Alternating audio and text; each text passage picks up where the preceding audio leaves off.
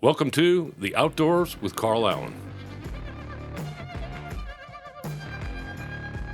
My guest today embodies the very definition of an explorer. He's completed the Explorer's Grand Slam, summiting the highest peak on every continent, descending to the deepest point in each of the Earth's 5 oceans. He's the first person to achieve the 5 deeps. And just when you thought he couldn't do more, he flew to space, making him the first person to climb the Earth's highest peak, dive to the bottom of the ocean, and visit space. My guest today, Victor Vescovo. Welcome to another episode of Outdoors with Carl Allen. Today we have a very special guest. You've seen him all over on the media, Discovery, CBS, TED Talk. I think he's even been on Real Sports with Brian Gumbel. And today I am thrilled he's with us here at my home. We're fellow Dallasites. You're a St. Mark's guy on the board there. Stanford, MIT, Harvard, incredible 3 names you don't see all together there. Navy, 20 years, private equity, which I know all about. And, of course, our common bond the last few years has been the Explorers Club. And yes. Tremendous way to get to know you. You are a Guinness Book of World Record holder, the person who has covered the greatest vertical distance as a human being without leaving the Earth's surface. And when I look at that, the difference, I believe, is close to 65,000 feet. No man has ever done that before. You've completed the Explorer's Grand Slam, which we're going to talk about, the 5 deeps. You've even gone to space, which is amazing to me. You know, and as I sit here, Victor, I'm sorry, but I got to ask you one very simple one-word question to start this off, and why? Curiosity.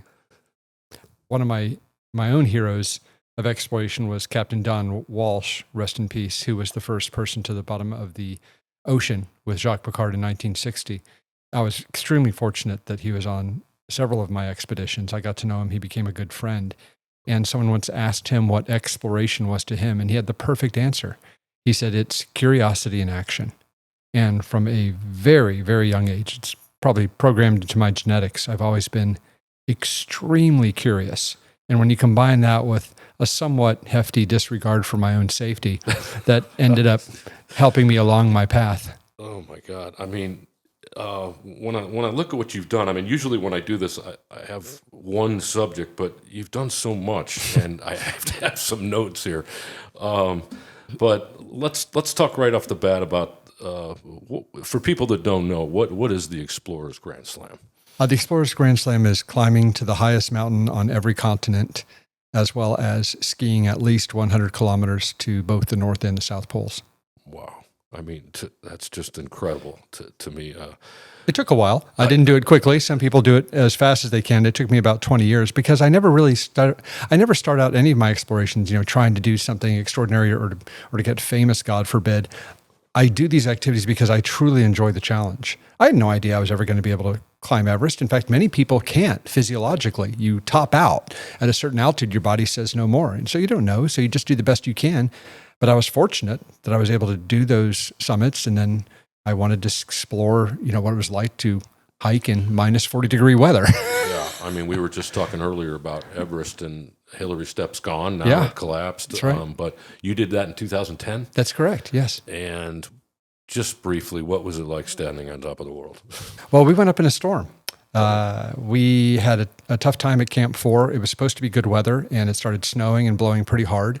We had a very strong team. I went with Alpine Ascents, and our guides and Sherpa got together, and they said, we got 6 strong climbers. We got this great team. We're going to try and go for it, because the great benefit of that was that only one other team tried to go up in those conditions, which gave us a clear shot to the summit, which of course is the big problem now, or the crowds when the weather is really nice. So we were able to keep moving, stay warm, and we had the skill that we could climb in pretty bad visibility. So we got to the summit, and of course the first thing you feel is relief. Thank God we finally did it. And I'll never know that feeling. Yeah, well, it was pretty intense. Would you say Everest was the hardest? It was. It took me 2 tries. I went in 2008, but I got frostbite about halfway up, and I had to come down because I couldn't use the ropes anymore. So mentally, physically, it takes a year and a half to train for it. It was definitely the most brutal of the accomplishments I've tried to do, but worth it. And so in 2010, you were how old when you did that? Let's see. I was about 40, early 40s. Early 40s. Okay. And it was, I believe, 9 years later when you went to the Marianas Trench and became that. Right. Yeah. After climbing Everest and going to both poles, I started realizing that I am not immoral. I can get hurt, and that maybe I should pursue endeavors that require more technical expertise, even financial, organizational, the things that you get as you mature in life, pivoting to something different, but still challenging. And that's when I heard about Richard Branson's attempt, which he was not able to consummate, of going to the bottom of all 5 of the world's oceans. He chose technology based on a sapphire crystal, on carbon fiber. It just didn't work.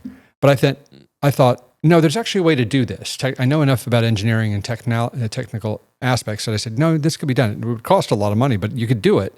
So I started researching the problem, and it became something I thought was within reach. And, being a Texan, say, hey, if not me, who? It sounds interesting, and it's just money. Yeah. And so I started writing the checks and assembling the team. And in 2018, we began the 5 Deeps expedition to go to the bottom of all 5 of the world's oceans. Okay, we're going to transition to that. I have a 3300 and Yes. have been to that depth Yes. and thought I was... We know Trident submarines well. Yes, you do, obviously. Thought I was a hero, but you've gone much deeper than that. Yeah. Let's talk about the 5 Deeps. Sure. Well, it required developing a submersible that had never been built before, because the bottom of Challenger Deep had only been successfully dived twice before. Once in 1960 by the bathyscaphe Trieste, where it went down to the bottom with Don Walsh and Jacques Picard, and it came back up 15 minutes later. It couldn't maneuver. They got silted out. They couldn't see at all. But they still made it. They showed that it could be done. But it was a huge vessel that had to be towed all the way there. That was in 1960. 60. Yeah. Right. Then the next descent was by film director James Cameron in his Deep Sea Challenger in 2012. And that was kind of a second generation submersible. It used syntactic foam as its buoyancy mechanism instead of gasoline, which is a little bit more dangerous, which is what the Trieste used. In both of those vessels never went down there again. In fact, the Deep Sea Challenger never dove again. It was beat up really badly. What you learn about the ultra deep ocean is that it is indeed one of the most brutal environments, if not the most brutal on planet Earth, other than the inside of a volcano. It just wrecks equipment, like it has a will to do so. So the idea was to build a vessel that could go down repeatedly, not just to the bottom of the 5 oceans, but to the bottom of Challenger Deep, safely and repeatedly. And that required a whole new level of engineering. So that was the 3rd generation submersible that could go to Challenger Deep. And it took 4 years with Trident Submarines to design, develop, and test that vessel. And I became the submarine test pilot. So I'm also a certified submersible test pilot, which is something I don't recommend that you become. It's tricky. Because one of the coolest things that I know about you is you dove the Titanic solo. Yes, that had never been done before, and I would never do that again, nor would I recommend anyone doing that. That was the most dangerous dive I ever did. And people go, you've got to be kidding. You went to all these other incredibly deep trenches. The issue is that the Titanic is big. Right. There are a lot of cables. Some of them are steel. And the current is really strong. It's right there in that Gulf Stream current coming up into the North Atlantic. There were times where I could not control the sub, even at full power. Oh, wow. Because the waves were pushing me into the wreck. Oh, man. Last thing you ever want at 4,000 meters is not in complete control of your submersible with cables running around. That's how you end up getting killed. And so after doing a solo dive, because I thought it'd be interesting to, and it was just me and the wreck. So it's an incredibly powerful feeling, but that was a white knuckle dive that I was glad when it was over. And I said, from now on, I'm having one set of eyes inside looking on the sonar, one set of eyes outside looking at physical obstructions. You need 2 sets of eyes minimum. Yeah. And the limiting factor had small portals. It wasn't like a 3300. Yeah, you couldn't see very well out of it. And I did bump into the Titanic because the current just pushed me into it at one point, and I bent or broke a piece of railing. I had to end up going to federal court in Norfolk, Virginia to explain myself of why I touched the wreck to a federal judge because I wasn't allowed to touch it. So I can say with all sincerity, the only time I've ever been hauled into court for a moving violation was because I hit the Titanic with my submarine. Again, that fits right into this. Well, there you go. So I got that going for me. I mean, wow. I mean, because I remember when you did that, and with the 4,000 meters, that's nothing for you. I mean, It didn't even count as a deep dive for the submersible. No. It had to be more than 5,000 for us to log it as a deep dive. So it was like, oh, that was just a practice dive, but that was Titanic. But it was great. We got footage no one had seen before, and it was incredibly rewarding. And it was on the way. So, but in the 5 deeps, you had a co-pilot. No. The initial dives, I was the solo test pilot. Right? Well, you're a test pilot. You don't want to have a passenger in a submersible that's experimental and being tested. We learned that from the Titan. You don't. Yeah. And that also, to be quite frank, people often ask me, well, why didn't you take passengers? You had an extra seat. Yeah. One, you can focus more when it's just you.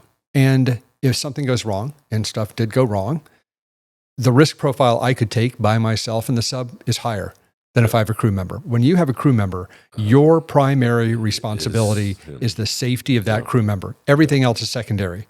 So at the slightest hint of a problem, I would drop the weights and come back up if I had a passenger. And I did that often, or I wouldn't even dive in the first place.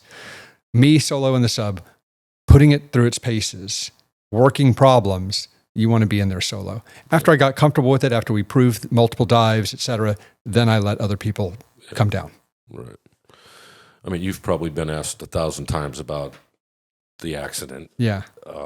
Two of my friends were on it. And I know that very well. One of them was Hamish. Yeah. Hamish from our... I went to space with Hamish, and then he died at the Titanic. And, I don't want you to say much about it, but it was laminating 2 foreign materials together. Or not foreign, but oddball. I mean, it seems to me that it imploded.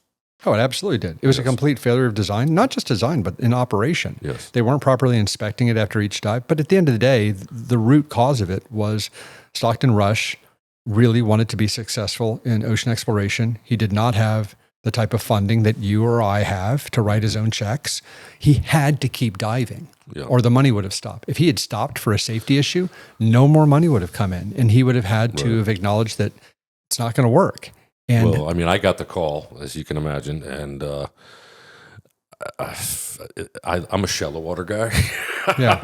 And a few people that we know, recommended against it, and I just was never interested. Oh, you're smart. A lot of people did listen to us. Rob McCallum, my expedition leader, who's well known in the exploration community, myself, people would do their diligence, and I would get calls, and I would say, do not get in that submersible. I told Hamish, don't get in that submersible. And I'll never forget the last call I had with him was just a couple of days before the dive. I said, it's not a matter of if that submersible is going to fail. It's a question of when. And I explained very well why. And he said, yeah, but it's been down a couple of times and I think it's safe enough. Yeah. And I'm like, really? You are risking your life. You are playing Russian roulette and they're adding more bullets to the chamber. I said, don't get in that sub. And he really, really wanted to see the Titanic. Yeah. So there's nothing I could do. And then, he did the dive. And the first I heard about it was I think I was in Dubai or somewhere. It was like 3 a.m. I got a call from his wife. Yeah. She called me directly and said, hey, Victor, they've lost contact with the submersible. And I'm like, oh, hell. They told me this, that, and the other. I mean, what do you think? Pretty instantly. Yeah, she asked me. I said, what exactly did they tell you? And she told me. And I couldn't lie to her. I had to be very honest. And I just said, I don't think they're coming back, Linda. Because what she described were the conditions that would happen if there was an implosion. And then literally within 24 hours, I had people that I knew from the Navy. I was in Navy intelligence. Yeah. They knew I had an interest in what happened. And they just said in very uncertain terms that, that basically they heard it. They heard it, yeah. And, the submersible community, as you know, is very It's pretty small. And, I was getting questions. I was interviewed once. And I think the thing that teased us was the tapping. And but they never said the critical words, which was, we know, being submersible operators, the reason we have manual timepieces is for timekeeping. Even if all electrical fails, we have our analog timepiece. And the reason we have it, the big one, is exactly every 15 minutes and 30 minutes, you tap. You tap SOS, right? Yeah. Nothing in nature will do that. They never said that. They said they just heard noises. right? They were hearing the machinery noises of all the different ships in the area. How many times are they trying to find a submersible at 4,000 meters that's down? Yeah. They never do. So you just knew it. But I'm sorry to laugh, but you're right. You're right. And I think it was telling the fact that neither myself nor Jim Cameron or Patrick, none of us said a word while the search was underway. We all knew. You sure didn't, no. We all knew what had happened. Yeah. And we didn't, the Coast Guard's going to do its Coast Guard thing. If there's a 1% chance they're alive, they're going to do their thing. But we wanted it to be definitive that no, they didn't make it. And then we would say, yeah, they imploded. And here are all the reasons why. And it was a terrible tragedy that should never happen again. Yeah. You don't take paying passengers down on an experimental vessel that you are not properly maintaining. There you go. And I look at the vessel that you built, and I mean, that thing could go twice as deep as you had it, probably. I mean, Well, mine was a tank. I mean, it was made out of titanium. Yes. I mean, here the best example of that was the controller they used for the Titan submersible. It was an Xbox controller, right? Everybody knows that. Mine came from an F-16. Yeah. It was repurposed. It was military grade. It cost an order of magnitude more, probably 2 orders of magnitude more, but it was reliable. And I never had to worry about my safety when I was at Titanic. No, it wasn't even a thought. All right. Well, speaking of the Navy, sure. As a Navy man, it must have been pretty neat to find a couple of the wrecks from World War II. Yeah. The Johnston and then the Roberts. Yeah. The deepest wrecks, I think, ever discovered. Could you talk to the people about that and your experience and your feeling, your emotion when that happened? Sure. First, go Navy, beat Army. Got to slip that in. Get that in. Yeah. It was very rewarding because we were doing a scientific mission. We were doing the first descent to the bottom of the Philippine Trench, which is one of only 4 10,000-meter trenches in the world. No one had ever done that. I was able to take down a Philippine scientist.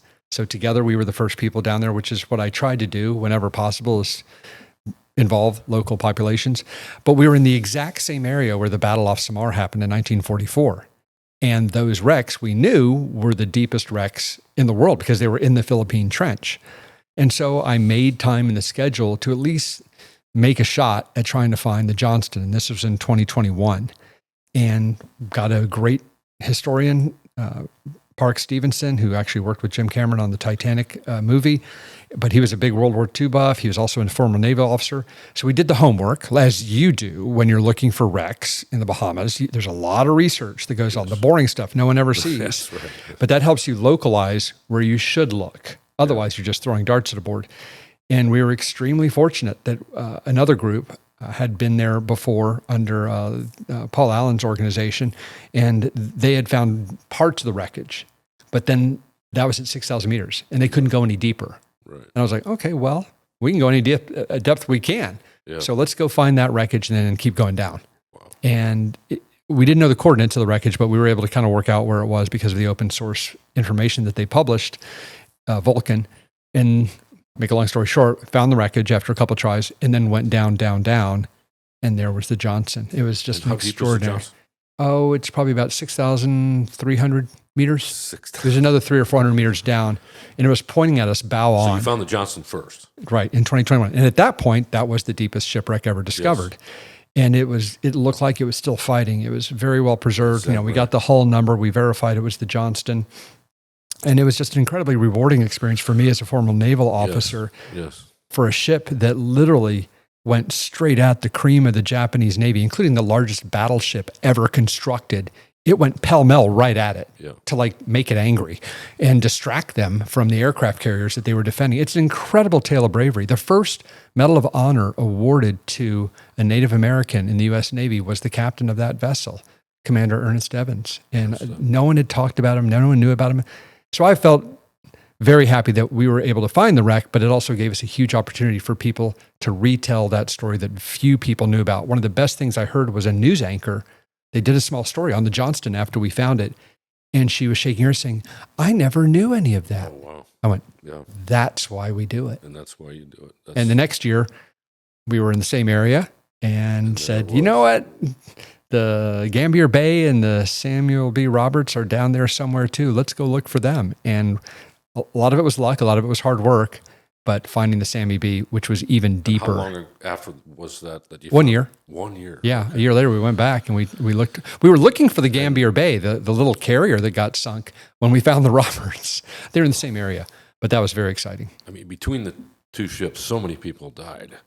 The whole battle. Were their families and stuff that were... Oh, I got an outpouring of support from the families because it wasn't just about, okay, you found their final resting place. They didn't just vanish into the ocean, but by the retelling of the story, all the stories came out about how incredibly ferociously these very small ships fought against literally battleships and heavy cruisers. At one point, the Samuel B. Roberts was just blanketing a Japanese cruiser with its guns, and it deliberately went so close to the Japanese cruiser, the cruiser could not depress its guns low enough to fire at them. But they did it deliberately. They ran out of ammunition, so they started firing star shells at the Japanese ship and ended up causing fires and explosions. I mean, it's just an insane battle that just was the epitome of bravery and commitment by the U.S. Surface Navy in battle. And I'm glad we were able to tell the story. I want to go back and find the ones that are still down there. I was going to say, they're still... There's still the Gambier Bay and the USS Hull that we haven't found. Wow. Wow. And you think they're close, probably, huh? They've got to be in the same area, but we're less sure of where they are. So that's why people are going, Victor, what are you doing now? Well, I would like to develop a new submersible, probably deployed in 4 or 5 years because it takes that long to design, build, and test.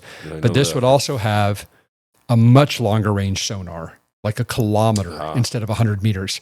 It would be twice as fast. Yes. And what that means is I can cover twice as much ground with a much greater range sonar. Yes. So it would be actually easier to find the wrecks than what I did previously. Yes. Wow. Yeah, people forget, when we found the Samuel B. Roberts, we found a wreck that was 50% deeper than the Titanic and was 1/10 the size. It was really hard. Wow. But we did it. Well, when you do that, I got a list that we need to talk about because, as we both know, the bottom of the ocean is littered with wrecks. And Yeah. So, Yeah, that made some... did you meet made Prince some waves. Albert?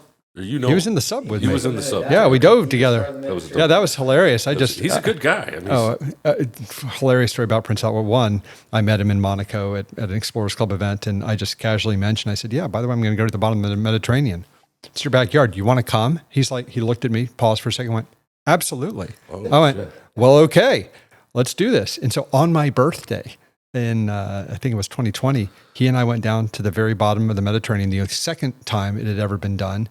And we did a survey and we saw a lot of garbage. And now it's a peer-reviewed scientific paper about garbage in the ocean. How deep were you? 6,500 meters. It's a pretty deep trench. It's right off the coast of Greece. And it was hilarious because I kept referring to him as, Your Highness, Your Serene Highness, Prince Albert. And when I closed the hatch of the submersible, he tapped me on the arm and said, in here, you can call me Al. Oh, jeez. That's pretty... Great guy. That's pretty neat because when I met him, I had gotten that award and he walked up to me and he says, wow, this really means a lot to you. I had a little emotional there at the end. And I said, sir, I never thought a guy like me would be standing on this stage.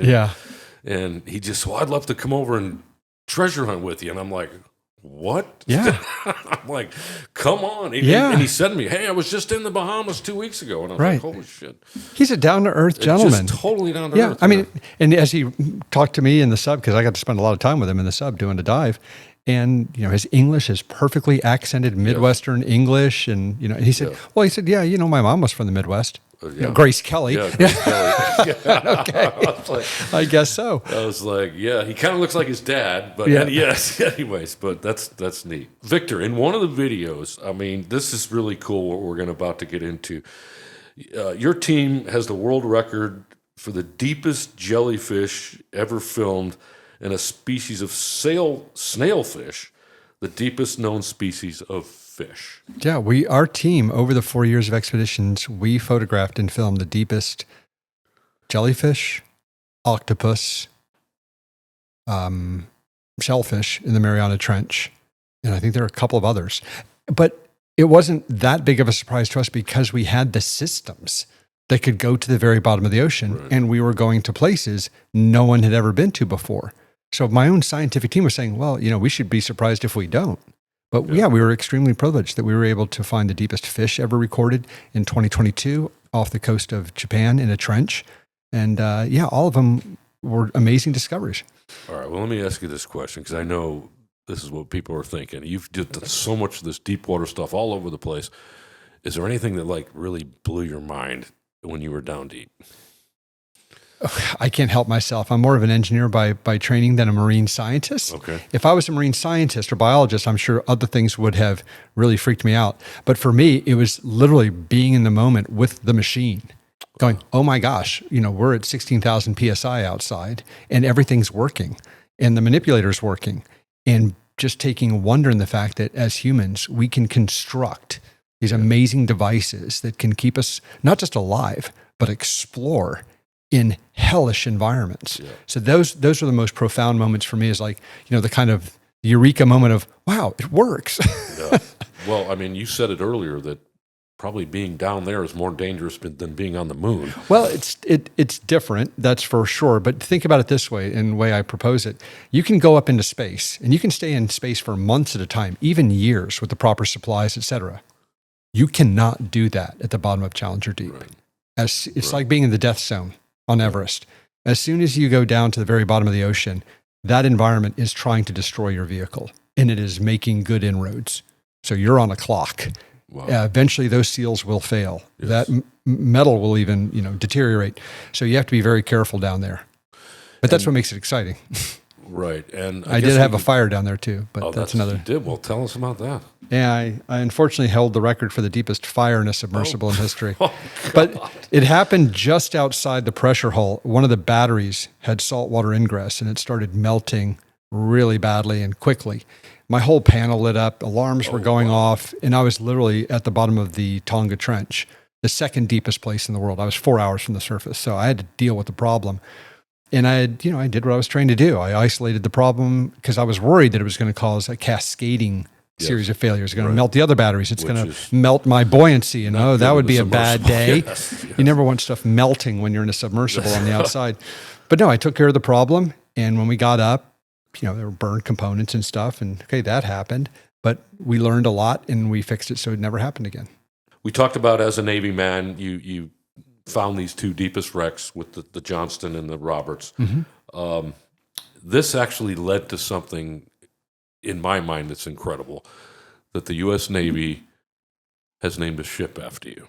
Yeah. And I don't know anybody dead, let alone alive, that has a ship named after him in the Navy. So please tell us about that. There are a few. Gabrielle Giffords, the Congresswoman, she has one named after her.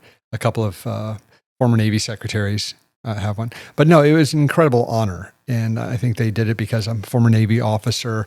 I've done a lot of unique explorations. I kind of followed in the footsteps of Captain Don Walsh, and the first ship in the class of ocean surveillance vessels that they are now building is named after Captain Walsh. Yes. And I think they thought appropriate that the second one would be named after me. He was the first American to the bottom of the ocean. I was the second. So they just like that kind of symmetry and that look. And but it's a great honor. And I'm looking forward to the ship being built over the next few years.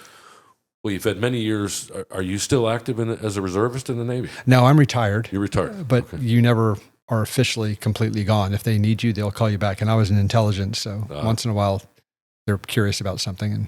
And you get asked, hey, what happened back then with this guy at that place? Oh, okay, well. Awesome. Well, thank you for your service. No, there. My pleasure. So, I guess, first of all, at least what I do and a lot of what you've done, we're not actually submarines. We are submersibles. Right. Is that we need to stay in contact with the surface. We don't venture off. We kind of go up and down, look around a little, and come back up. Yes. And you mentioned the Met a little bit and what you saw there, but what do you think, after all you've done, what's the state of our oceans and the outlook and the impact that humans have had? Well, I don't think there's any question that humans with 8 billion people on the planet are having a negative effect on the ocean, particularly with overfishing and the injection of plastics into the ocean. If there's one thing I have realized and become extremely passionate about, I'm in big favor of landfills. Why? Because if plastic ever touches water, even on land, it creates microplastics. And they enter the water stream, and it goes into our water system, goes into the oceans, and you cannot get rid of them once they're in the ocean. Yes. So I'm a big passionate believer of just don't ever let plastic touch the ocean or water. So yeah, we're having a big negative effect. And in every single deep ocean trench that I went down to, and I've been in 17 of them, we took water samples. In every single one, we had evidence of microplastics. Oh, wow. Well, I have to admit, I come from the business. I used to make polyethylene products, and I understand that. Yep. It's even in my sub, we've taken samples 15, 2,000 feet that, and the difference is plastics has different densities, and so they float, some hover, and some sink. And we have no clue really what microplastics or these forever chemicals that we hear about does to the fish world, our bodies, the environment, and it's scary.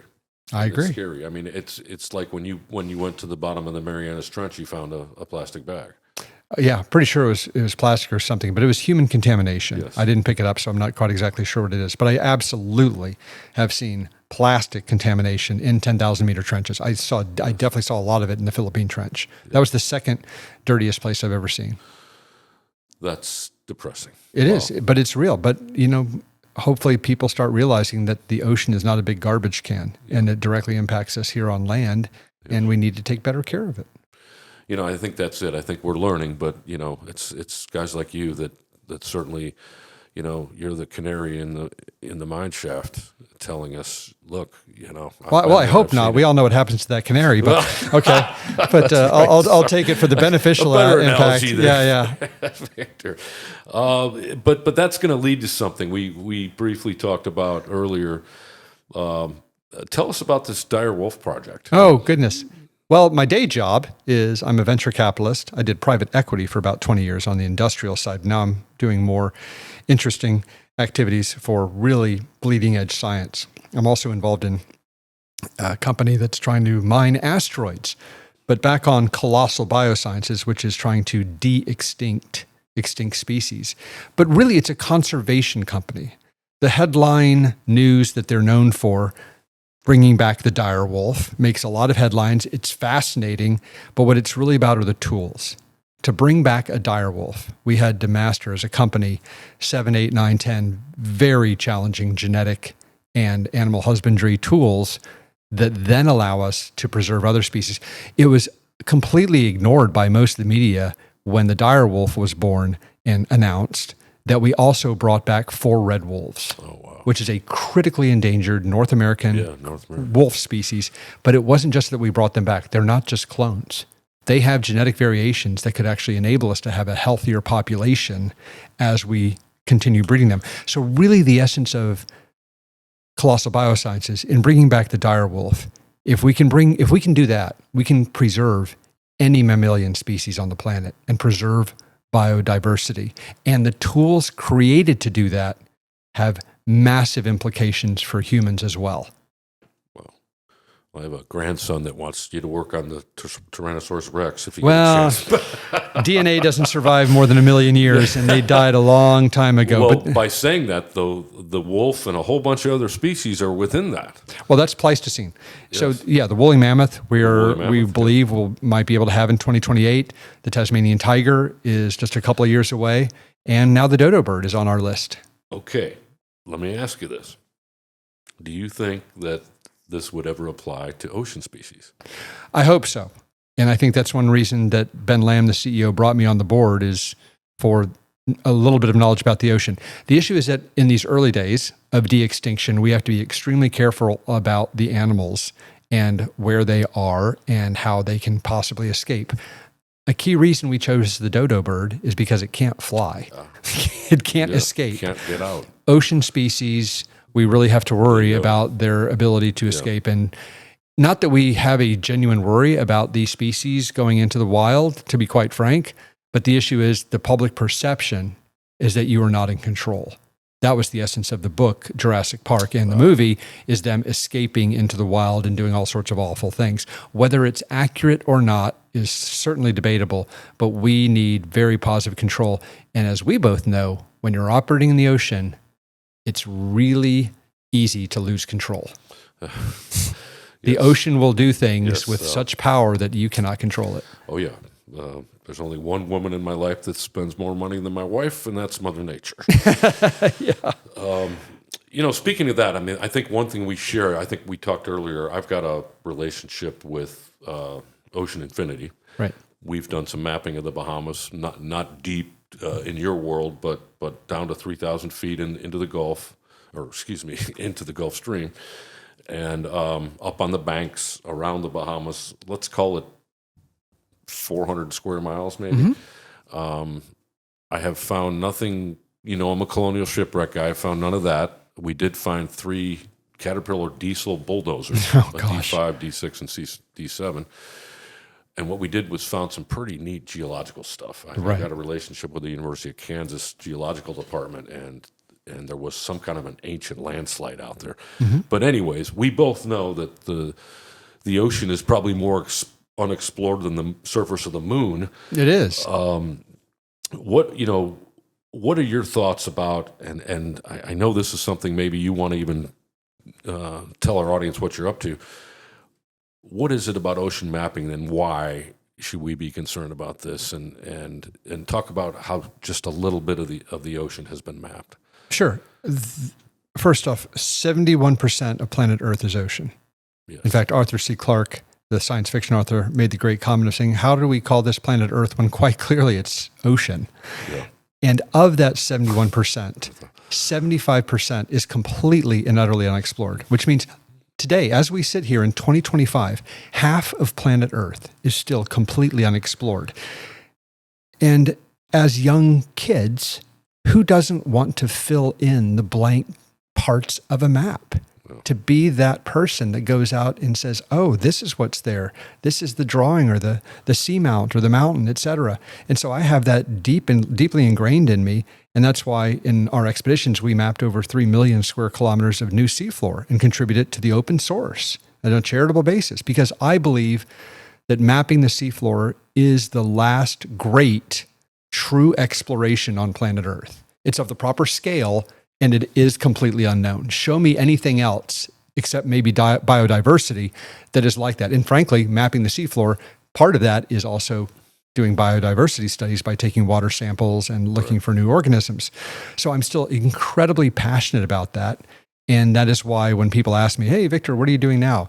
One of the things I'm working on is I'm in the process of designing and testing, and over the next 2 years, building what I believe will be the most efficient deep ocean mapping vessel ever constructed. Is that right? It will be semi-autonomous. It'll have a crew of 1, maybe 2. It's small. It's 24 meters. That's it. But it has an Kongsberg EM-124 sonar, the most powerful sonar you can put on a ship. And it can map thousands of square kilometers per day. And incredibly fuel efficient. So this will have a cost structure an order of magnitude cheaper than the best current ocean mapping vessels. Wow. I'm hoping to do 1 to 2 million square kilometers of ocean mapping per vessel per year. Per vessel per year. So how long would that take? You can buy one if you want. How long would that take to do the world? With just one, it would still take about 200 years. Oh, wow. But that's why we need a flotilla of them. But we're trying to keep the price point to between 4 and 5 million, which is a fraction of what many organizations, governments pay on ocean research, because that's all it does is map the ocean. You look at the exclusive economic zone of the United States, and there's still 5 to 6 million square kilometers unmapped of our own EEZ. Yes. This one vessel could knock that out in 3.5 years by itself.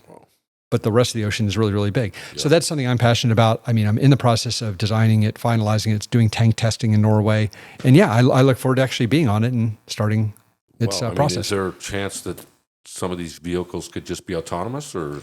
Well, people always leap to autonomy, and I get it. There's a certain psychological gravity of saying, let's just make it autonomous. That doesn't necessarily make it any cheaper. In fact, it makes it more expensive, because I'm a huge believer, as a pilot for 19 years, the best solution is man plus machine, or woman plus machine, not purely autonomous and not purely human. All the great advances that we have had have been humans with machines. Yes. We are symbiotic. Yeah. And you don't get great expense savings by just making completely autonomous. Because frankly, autonomy is great for 99% of the times, but going in and out of port that is a little trickier.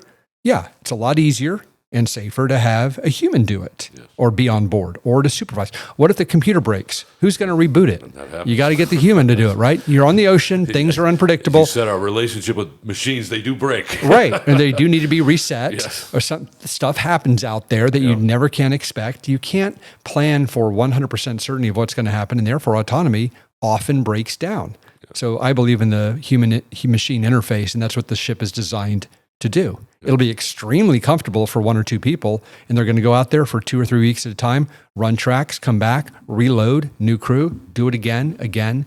That's efficiency. And that's what I bring to the table. I'm a business guy. And I kept thinking, how can we do this as effectively and cheaply as possible? And no one thinks that way in government and academia, but I do. And now they're seeing this vessel, and I've been told by the ship designer in Monaco, one of the best in the world, he said, yeah, no one's ever even tried to do this yet. I go, well, okay, I'll do it.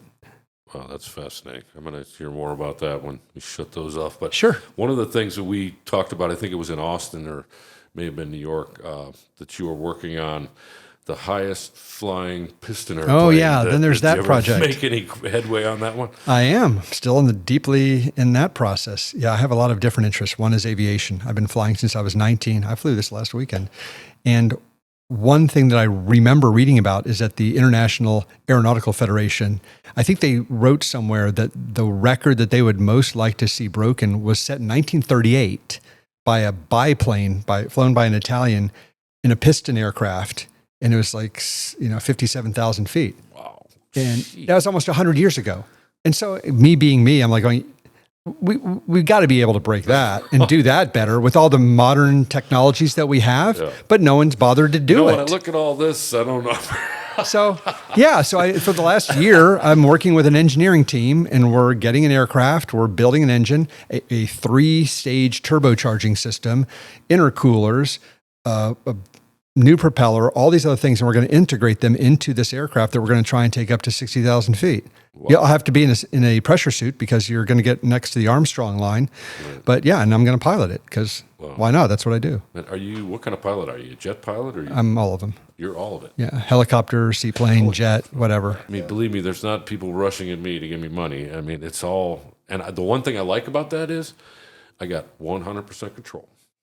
It's so funny you say that. Bryant Gumbel, in the Real Sports interview, he asked me that because he said, what you're doing is really expensive. It's why didn't you get government support for this? And I chuckled and I said, because I like control. Yeah. And it's true.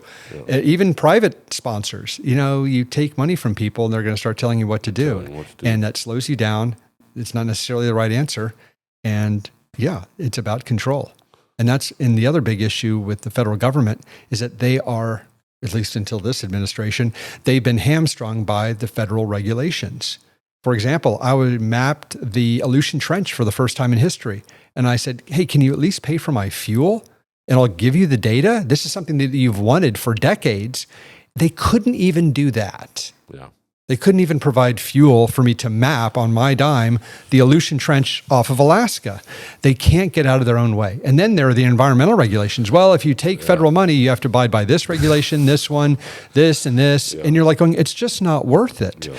As well-meaning as they are, they have endemic roadblocks to making public-private partnerships work. The only way I can think of it ever working is that they have a requirement, they have some funding for it, and they contract with guys like us to actually go do it. Like, for example, like the EEZ for the U.S. If they want the last 5 million mapped, I'll do it for them, but they should pay me some modest fee. You would hope. And then there you go. Right. I mean, I'll do it for 1/10 of what NOAA will do it for, and it'll work. So that's really the only way you can do it. But these public-private partnerships, unless you just give them things, which is really what they want, it's just so much brain damage to make work, unfortunately. Yes, I unfortunately have experienced some of that. But don't get me started on permitting. People have asked me, what's the greatest barrier to deep ocean exploration? It's not technology, it's not people or expertise, and it's not even money. It's permitting. That's sad. I tried to dive the bottom of the Mid-America Trench off of Mexico No one had ever dived it before. I was going to take one of their most prominent female oceanographers. I never got a permit. They just didn't even acknowledge it. Mexico. Yeah. I mean, I know I'm a Texan. Well, maybe they're still upset about that, but as a cultural guy, they're just as bad. I mean, they don't want you anywhere near. But every country's different. Japan, really difficult to work with, but they really wanted to do it. Yeah. And then there are countries like China or Russia where you don't even talk to them. I mean, look out for that. So every country's different, and you just work with the ones that you can. Okay, I want to transition to some people, and I had mentioned earlier about how you've given the opportunity to people, and one of those is a friend of mine is Catherine Sullivan. Oh, I love an astronaut, the first woman ever believed to walk in space. American, right? American. Yeah, I better. It was a Russian that did it first. It was a Russian. But talk about that a little bit. That was something real special, and we've seen her at the Explorers Clubs. And I adore Dr. Sullivan. She's one of my favorite people in the world, so accomplished and just a pleasure to be around. So after the 5 Deeps expedition, I still had my system, and I was going to go back to Challenger Deep to dive it even more. And of course, the topic came up, hey, you have another seat. No woman's ever been down to the bottom of Challenger Deep. And I asked around all the people, especially the Explorers Club, who do you think should go down? I mean, it's quite a privilege. And everyone came back with the same answer, that it was Dr. Catherine Sullivan, former administrator of NOAA, first American woman spacewalker, and a hell of a great person, has a PhD in marine geology of all things. And we're going to Challenger Deep. Okay. Yep, it just makes sense. Every box. And so I called her up and she said, well, I'm in retirement, but yes. And so I was able to take her down, and it was just such a joy. And I was very, quite frankly, proud as an American that the first woman to the bottom of Challenger Deep was an American. And what I'm also incredibly proud of is the fact that she wasn't just the first woman. She was the first person to go to the bottom of Challenger Deep and to go into space. I was like third. Richard Garriott, the president of the Explorers Club, he was second, and he was the first man. But I took him down because it's not about me. It's like, no, it's about a human achievement, and I'm an enabler. That's what I view myself and my function in the world as, is I develop technology and I test it myself because I like doing that. But really it's about bringing other people along for the journey and helping them reach their full potential too. All right. Well, there's the epitome of that. Talk about Kelly Walsh. Well, okay. Kelly Walsh is the son of Don Walsh, and I have such enormous respect for Don. I had a wonderful relationship with my father, and I just thought it would have been appropriate for the first time to dive that part of Challenger Deep, the so-called Western Pool. I said, wow, sometimes, all these boxes, line up like they did with Kathy. I said, but to take Kelly down to where his dad was 60 years before and be able to tell that story. And I thought it was a great story. And it just worked out beautifully. The funny story there was on the way down, Kelly couldn't help, but he said, hey, Victor, can I ask you a favor? When we get down to the bottom, I said, yeah, Kelly, anything you want. He said, can we stay down just a little bit longer than my dad did? I went, sure. His dad was down there for about 15 minutes. We were down there for 4 hours. And we did a transect of the whole area. We didn't necessarily find where his dad was. I don't even know if it was possible. But that was a great experience. And Don, of course, was incredibly appreciative. But I also thought it told a great story about human continuity, exploration. Yes. And now Kelly is out there talking about his experience. He calls it 7 Miles Back. His dad's co-pilot wrote a book called 7 Miles Down. And so look, human beings work off of imagery and stories. Yeah. So being able to create stories to perpetuate these wonderful ideals, I think, is important. Vanessa O'Brien. She was the second woman to go to the bottom of Challenger Deep, but also the first woman to go to the bottom and climb Mount Everest. Yes. Also an Explorers Grand Slam holder, and she and I know each other. And so she wanted to go down, and she was also able to generously fund the scientific part of our expedition. And so it was, again, a confluence where she wanted to help. I said, great, do you want to come on the sub? And she said, yes, of course. And so we had a great dive together. Nicole Yamase. Oh, Nicole Yamase. That came about. Excuse me. Yeah, that's fine. I took her down because a young, budding marine environmentalist and scientist, and from Federated States of Micronesia. I was also very surprised, and I can understand their frustration that all these people had been down to the bottom of Challenger Deep, but not someone from the country that we were diving in. It was just inappropriate. And she's so representative and so humble and just a great person about island people, Polynesians, the people that really live and understand our ocean. Yes. And to give her the privilege and the platform to say, well, I've been down at the bottom of the ocean too, and this is what I saw, and we need to take better care of it, et cetera. So she was completely appropriate. And it's just such a privilege to be able to take all these people down, because it's like going into space. People go, oh, Victor, you went to space. You were just a big sack of potatoes. It was a glory ride. To some degree, that's probably true. But the issue is the more people that do it, the more we get experience doing difficult things like putting someone into space or taking them to the bottom of the ocean. And nothing bad ever happens, in my experience, from someone who'd never expected to go to an extreme place experiencing it. The summit of Everest, the bottom of the ocean, into outer space, you come back wanting to be better, to do better, and to take care of the planet more. That's why I'm a huge proponent of putting regular people into these extreme places safely, because then they become advocates for our planet and working together better. All right. Well, all those names kind of made sense to me, but there's one on here I want you to explain. Dr. Y.T. Lin. Dr. Y.T. Lin, brilliant scientist in oceanography and systems from the Woods Hole Institute. He was developing a acoustic telescope, a new piece of technology, and a great place to test it is in the deep trenches. So we brought him on board, but again, things lined up, and he was the first Asian that could go down to the bottom of the ocean. So I said, that would be great. And to be quite frank, he's from Taiwan. And I am a former U.S. Navy officer. Last 3 years of my career, I was deputy head of intelligence for the 7th Fleet, which faces China. So I have some issues with China. And I thought it would be a nice tweak of the nose to have the first person from China, mainland or Taiwan, be from Taiwan.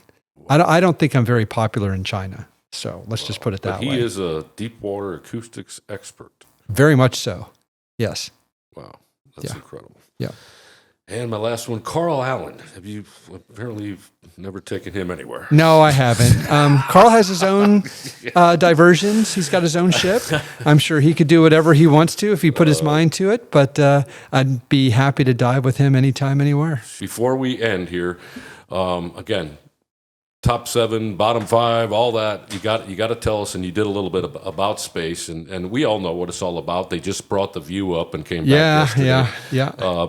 But talk about that a little bit, and how did you even get that? Who did the man, Mr. Bezos, invite you? No, actually, the way that happened was I took down Hamish Harding, who unfortunately passed away on the Titan disaster, but he and I went down to the bottom of the Challenger Deep. He's a very seasoned, he was a very seasoned jet pilot, and he really wanted to push the submersible to its limit.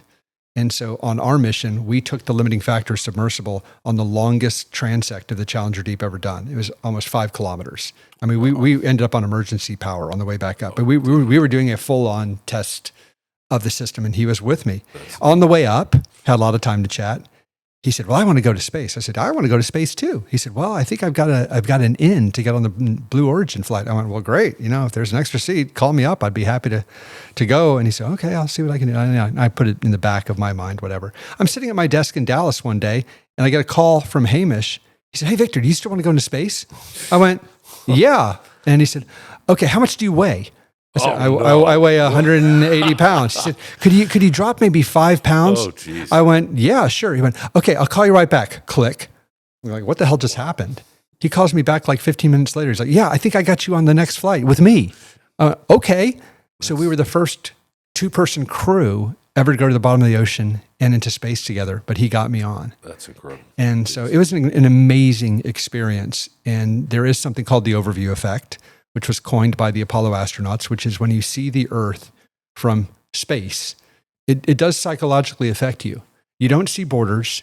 You see how incredibly thin the atmosphere is, and you're looking down on the planet from space. Kind of a godlike experience, but it makes you, like I've said earlier, makes you want to be better. And you look at the Earth and go, why do we treat each other so horribly? We're on this rock together, no escape from it currently.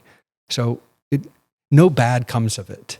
I am a huge proponent of getting more statesmen, politicians, people of influence into space because I think it positively affects their view on life and how to deal with Let's people. start with Donald Trump. Okay. Well, you can start with a lot of people, but Anyways, wow, that's that's just one really thing. neat, Victor. That's really neat. Well, just I guess to wrap it up, I mean, there's I get a lot of young followers out there, and people treasure hunting. It just transcends generations. People love to talk about the colonial ships and what we do, but you're this life accomplishment that we've gone through today.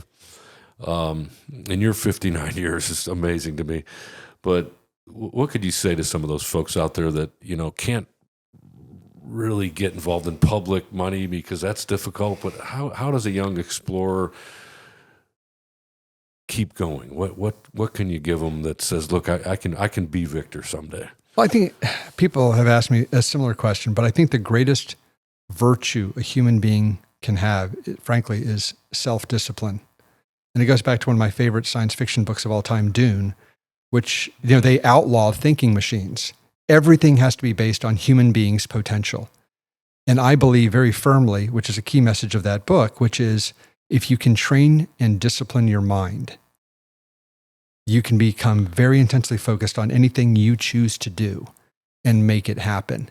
If you have an undisciplined mind, you're distracted, you don't have, stick-it-to-itness, you accept failure too easily. Yeah, you're not going to do a lot with your life. But if you can focus your mind, your body will follow, opportunity will follow. It's not an easy path, but you've got to get on that treadmill. You've got to do the work, put in the time, and then your life is literally a matter of, well, what do I choose to do? Pointing yourself in the direction and then accomplishing it. I'm not an Olympic athlete. I'm not a Nobel laureate, smart guy, but I have a relatively disciplined mind and I don't give up easily. That counts for a lot. Yeah, I mean, you took those last few steps going up, standing there on top of Everest. Is that what the kind of feeling you got? Yeah, it was brutal. Going up Mount Everest is a brutal experience. They don't call it the death zone to be melodramatic. You're dying up there. It takes enormous act of will to keep putting one step in front of the other, and also training for a year and a half to build your body up to where you can actually survive at that altitude. Yeah. That takes discipline, but it's something that's hard to get. And in the modern society, it's so easy to be lazy. Yeah. And you've got to have that push button world. Yeah, it is. Sitting on the couch, doom scrolling. That's what people default to now instead of getting off the couch, putting on their trainers and going and running 6 miles. Yeah. That's what it takes to do hard things. Yeah. Or to plow through a 3-hour set of algebraic equations in school, pounding it out, learning something. That's not the easy path. So if you want success, you want to do something with your life, you've got to put in the work. Yeah. I like working, obviously. That's great. Well, I'll tell you, one of the coolest human beings on the planet, ladies and You're gentlemen, very kind. Victor Vescovo. Thank you so much for being with us today, buddy. Carl. Great seeing you as always. Thank you for the opportunity. As you know, I'm a colonial shipwreck hunter and been doing it professionally now for 7 years. Oh, by the way, I have to interject if I may interrupt. Sure. When I got my commander's bars in the Navy, I got them on the Constitution. Oh, did you? Yeah. Oh shit! We should have make sure we got that in there. Okay, you got it. Yeah, that was pretty special. I would imagine. Yeah, down on the main gun deck of the Constitution. Wow, it was pretty cool. God, it's just like, where does it stop? And do you have any books, or do you have? No, I'm not a big writer. Someday you got to get yourself. I'm not a big writer. A ghostwriter and just go to town. But again, just to kind of wrap this up. When I study the Bahamas, specifically, I've been addicted to this ship called the Nuestra Senora de la Maravillas that sank in 1656, and Jesus. she was the second largest treasure ship that ever left, blah, blah, blah. And it was in this transition period to where there was 2 mines going on. There was one in Mexico City, and there was one in Lima. And the king realized at one point when a ship showed up that they were doing 2 things. The mint was either putting platinum in there or copper. Platinum back then wasn't worth anything. Or copper, and sort of devaluing the coin. Yeah, debasing, of course. And also, they were light gauging. It was supposed to be 28 grams, and they were coming in at 27, 26 and a half. And so for my appreciation of you coming today, I want to give you No. one of those coins. This is a real piece of 8. Oh my God, And Carl. on this side, and again, this is extremely rare, but when the coins were good, the king would stamp a crown on it. Okay, and you can see that crown stamped on there. So I don't know if you have one, I do not. but that, my This friend, is my first piece of is a 8. real piece of 8 from the Maravilla. And it's made of silver platinum? That's silver. That's 100% silver. It's about 20. Well, I got the card here. That one is actually 23.65 grams. So the ocean didn't eat it too much. There's your sheath. We can provide you with a certificate of authenticity if you'd like. Yeah. But that is one of our This very is extraordinary. special coins. I love history. And this is a 400-year-old coin. I have coins from the Roman era as well. Great. So I'll add this to my little collection. Excellent. I've never had a piece of it. That's awesome. Well, now you do, and I'm very proud to give it to you. And now we're brothers. I appreciate So, that, sir. Thank you. I thought that was easier than you taking me to the top of Everest. Yeah, that's it. Well, thank Excellent. you, Yes, sir. I know you got to run. So I appreciate thank you that so very much. much.